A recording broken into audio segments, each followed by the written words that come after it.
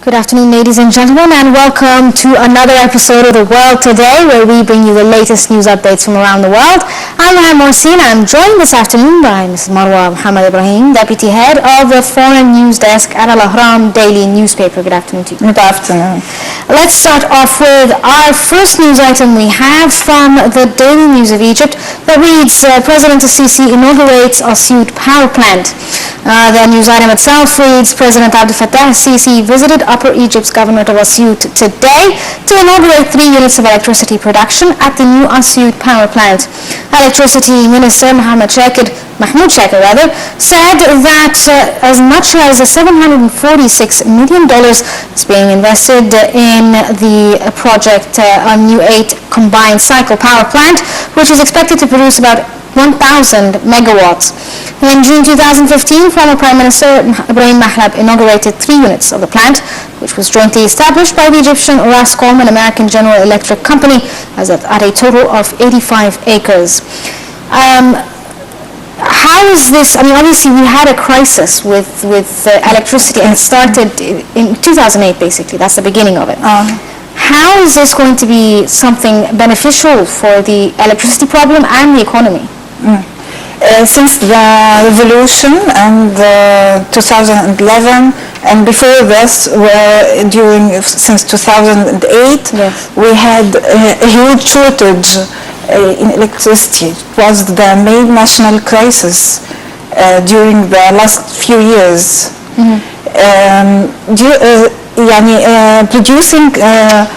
Producing electricity would solve so much, would be the response to so many of the industrial issues in Egypt right now during the summer, and the pressure on power plants all over the country. We needed some supplies, some new sources for supplying power. Electricity is not the only answer. Yes. We should look for the solar energy, water energy, producing energy from all sources. In Europe, they produce energy from garbage. We should look for some other sources other than the traditional ones. We shouldn't be focused on a certain kind. But some of the energy plants that they're planning on building is involving renewable energy. It's important for the development of the Upper Egypt, yes, which was Cairo and Giza and big Cairo was suffering from a crisis. Yes. But this crisis was doubled in Upper Egypt, yes, and other governments. What we had as some shortage, they had none at all. Some villages suffered from no electricity. Yes, for some days and maybe for weeks. But is this also linked somehow with the fact that the world in general is concerned about climate change? Egypt is looking into renewable energy sources. Yes. Is this going to help Egypt, change the way? Looking for new sources would help Egypt for change. Yes. But this is such power plants, or integrating such power plants would help for industrial yes, issues in the Upper Egypt. Yes. Will help the people to have a normal life, yes, for a start. Yes. Then industry to achieve to make some industrial achievements, to start some new factories, build some new factories, start producing something that Upper Egypt is rich in so many ways. It would help tourism. It would be hard for a tourist to go to Sohag, for instance. Yes. Ahmim had a huge heritage without electricity, without supplying some energy to help them and to help them to the accomplishment of accommodations and to settle, people would settle down in a normal living conditions. Yes. We move on to our next item. From Al-Ahram Online reads, Washington says looking to keep ties vibrant and healthy with Egypt. Washington said that it seeks to maintain a vibrant and healthy tie with Egypt a day ahead of the brief visit by U.S. Secretary of State John Kerry to Cairo. Kerry is expected to meet with President Abdel Fattah al-Sisi tomorrow during a short trip to Cairo, the second in less than a month. U.S. State Department spokesman John Kirby said that the two leaders will discuss a range of bilateral and U.S.-Egyptian issues as well as regional issues. Earlier this week, Foreign Minister Sameh Shoukry held a long meeting with Kerry in New York, where the pair looked at a spat of regional issues, including the crisis in Syria and Libya, as well as preparations for the upcoming Israeli-Palestinian peace conference in France. Obviously, this is not really an updated piece of news. The conference in France has been postponed thus far. Do you think this is somehow linked to the visit that is coming tomorrow? Yes, you see, President Abdel Fattah al-Sisi made a huge initiative today for reviving the peace process between the Palestinians and Israel. The Palestinians welcomed the initiative, and so it's so that it's a way to decrease violence, which increased during the last few months. Not weeks, between the two factions. So do you think that basically that when you read Kerry's visit and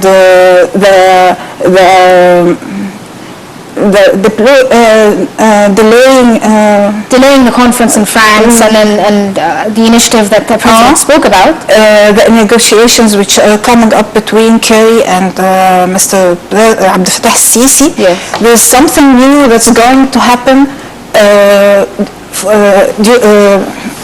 regarding the peace process. Yes, something huge is going to happen. It's not an easy issue. You see, President Obama, the reason for the delaying of the conference is that Mr. Kerry, the American State Secretary, isn't free to attend it. But the thing is, like with the conference they are planning for something. Yes. They are planning for something. Mr. Oland said today that there would be some meetings between the countries, the mediator countries, during the next weeks. But the conference postponement is actually to the benefit of Israel. It's not about the benefit of Israel. It's a benefit of America. Yes. It's a benefit of Israel. It's a benefit of President Obama, who is looking for something huge, a huge achievement before leaving his office. He will be leaving his office in next January, whether Trump wins or Hillary. He's looking for something historical to do. Yes. The peace process is something might help him in achieving his goal. To do something that the history would just under his name. Yes. It would be labeled Obama's peace. Yes. But that's why maybe Mr. Kerry would be visiting Egypt. Maybe it's one of the main issues they will be discussing tomorrow. But also, like, this brings me to the next idea that the U.S. Secretary of State has been visiting Egypt quite frequently recently. Does this mean that the U.S.-Egyptian relations is somehow improving, for instance, or is there a strategic reason behind it? Well, there's something that we should know and recognize very well, that the relations between countries are built on interest, mainly interest. Yes. The interest of Israel is directly related to the interest of America. We can't separate them. So preserving the security of Israel is something that America's work for.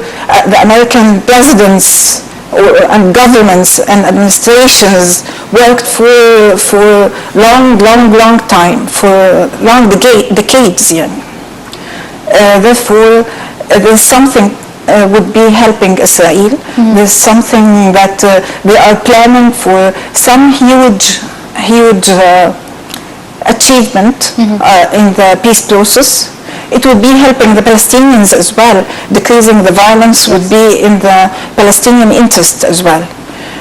Maybe they wouldn't be able to reach a final resolution for the crisis. Yes. But they would be reviving the negotiations, decreasing violence. It would be a huge, a good achievement for the Palestinians as well. We'll discuss this more, but we'll take another piece of news that is related to what we were talking about. From the Washington Times, it reads, Mideast Conference in Paris, May 30th postponed. According to Hollande, French President François Hollande said that the conference on the peace process between the Israelis and Palestinians due to be held today in Paris has been postponed. Hollande said the U.S. Secretary of State John Kerry cannot come on May 30th, so it has been delayed. He added that it will take place in the summer. Do you think that, and in a few months ago, actually, the French president, had actually put an ultimatum on the Israeli side, telling them you have to come to the negotiating table or it's over. Do you think now there's more pressure on Hollande to back off? Yes, he has to back off. In the UNESCO a few months ago, Paris was one of the main countries that recognized the state of Palestine. Yes. Which made a huge rift between Paris and Israel. Yes. Hollande had to back off. Some other mediator must be responsible for the whole peace process. He can't be in the front seat anymore. I think, according from the Israeli point of view. So do you think this is due to U.S. pressure, for instance? Yes. I think the Americans are planning to take the front seat, are planning to be the main mediators with French help, but not with France wouldn't stand as the main mediator in the process. Egypt will be helping for the Palestinian part. Yes. Egypt has good relation with the Palestinian factions as a whole. Yes. So it would be of a great help in bringing them to the negotiating table and reviving the negotiations once more. America would take responsibility for the Israeli part and would push them way or another. It's not actually forcing them. It would bring them to the negotiation table. Yes. But the thing is, with the Palestinian issue today, as we speak, basically that the Palestinians now, a lot of countries have recognized their right to a state and recognize a Palestinian state, especially in Europe. Does this make the case stronger, and does this mean that on the negotiating table they have a stronger hand? Maybe and maybe not. You see, whether the whole world recognizes the Palestinian state or not, it's in the hands of Israel. Israel is the only one who would be able, standing alone.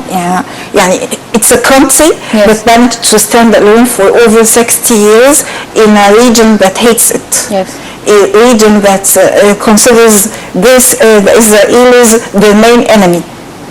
But it managed to stand. So whether the whole world recognizes Palestine or not, it's mainly ultimately in the hands of Israeli to make another, to accept the two states resolution or not. It's not the matter of Europe or America.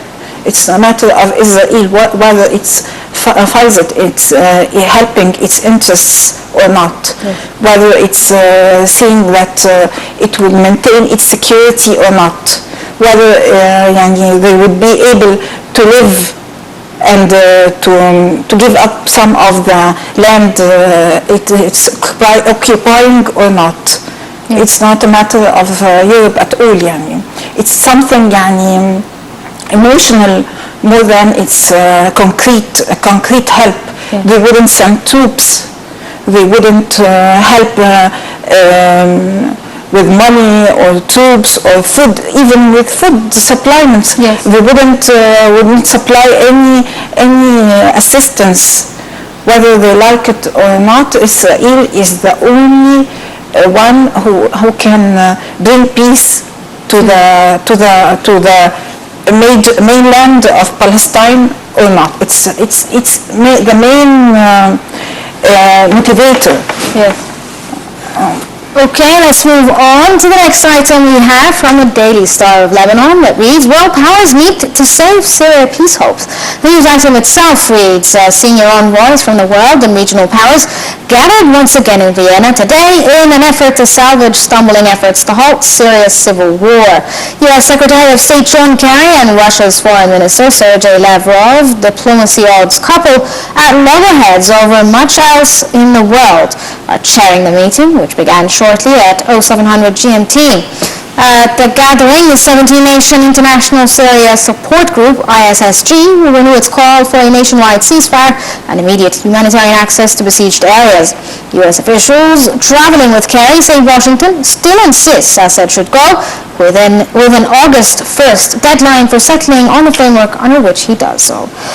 The sad part with the Syrian conflict is that the Palestinian and Israeli negotiations are more serious than the Syrian negotiations. No, it's not more serious. They are of the same importance. I'm not talking about like the seriousness of it, but as in the players within it are more dedicated to actually finding a solution than the people in Syria who don't want to seem to find a solution for it. They are conflicting. You see, between Palestine and Israel, we have a clear enemy. Yes. A clear conflict. Yes. We can see who is fighting who. Yes. But in Syria, we can't do this. We don't know who is fighting who. Mm-hmm. Who is the moderate opposition? Who is the extremists? Who is whether the government is right or wrong. Mm-hmm. It's not clear. It's not a clear conflict. Yes. Therefore, it's not a clear negotiations. Who is negotiating with who? But it's about the struggle of powers as well, superpowers. Everyone is looking for power. Yes. Is looking for controlling the country. Yes. And every the region, not just the country. Maybe it's mainly right now it's about the country. Yes. But Bashar is supported by Iran. Some others are supported by other regional countries or regional powers. Yes. We are facing, it's so complicated. The issue is so complicated. The CIA is training the moderate opposition. You cannot recognize the moderate opposition in. You can say, who are they? How can you recognize them?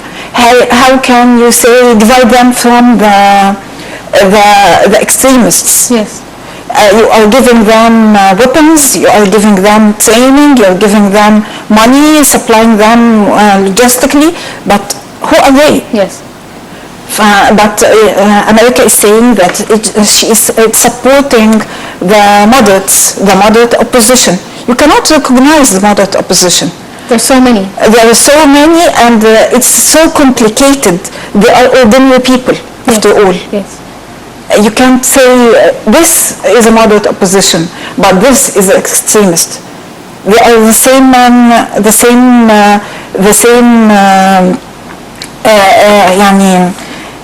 coming from the same background, yes. Having the same goals. They are looking for power. Mm-hmm. It's not an easy case. You see, that's why it's very hard to find a solution for it.